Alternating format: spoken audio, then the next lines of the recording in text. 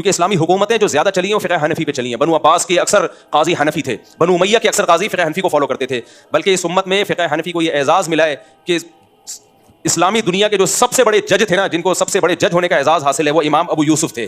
وہ تو فقہ حنفی کے بانیوں میں سے تھے. بانیوں کا مطلب مرتب کرنے میں بانی, ورنہ اصل میں فقہ حنفی کے بانی نبی صلی اللہ علیہ وسلم نبی سے لیا گیا ہے, لیکن مرتب کس نے کیا؟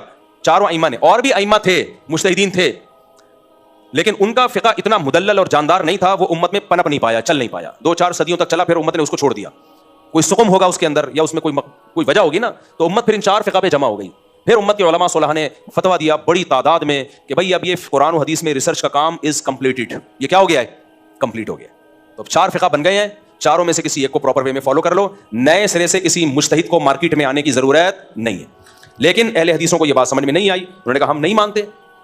علماء نے کہا ٹھیک ہے بھائی, نہیں مانتے تو نہ مانو. انہوں نے کہا ہم نئے سرے سے تحقیق کریں گے. وہ کر رہے ہوتے ہیں, تو ہر شخص کی ایک ٹی وی پہ الگ رائے ہے, ہر آدمی کو ترجمہ الگ کر رہا ہوتا ہے. قاری خلیل الرحمان صاحب خلا کی الگ ڈیفینیشن بیان کر رہے ہیں, حافظ زبیر صاحب الگ ڈیفینیشن بیان کر رہے ہیں. تیسرا کوئی اہل حدیث مولانا ہوگا, وہ آہستہ جنازہ پڑھا رہا ہے, دوسرا کہہ رہا ہے زور سے جنازہ ہوگا. اتنے اختلافات. ٹھیک ہے, آپ قرآن و سنت کا التزام کر رہے ہو, ہم آپ کو گمراہ یا جہنمی نہیں کہتے, لیکن آپ کا مقصد تو یہ تھا کہ امت ایک پلیٹ فارم پہ آ جائے گی نا, 4 کو ختم کر کے. تو امت تو آپ کے اندر ہی 20 پلیٹ فارم بن گئے ہیں.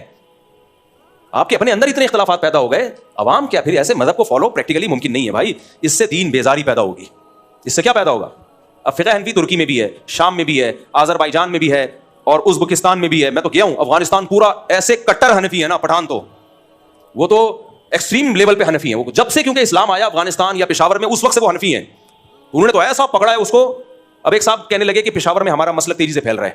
دوسرے نے کہا پشاور میں تو اسلام بہت تیزی سے بہت پہلے آیا تھا, صدیوں پہلے. اس وقت کیا آیا تھا؟ تو وہ غلط اسلام آیا تھا. اب آپ کا مسلک پھیل رہا ہے, تو بھائی جو چیز اب پھیل رہی ہے وہ غلط ہے, جو پہلے سے آ رہی ہے وہ کیا ہے؟ صحیح ہے. سمجھ رہے ہو کہ نہیں سمجھ رہے؟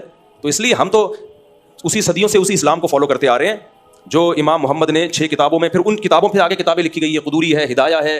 ان کتابوں کو اتنی مقبولیت ملی ہے نا, یہ صدیوں سے چلی آ رہی ہیں.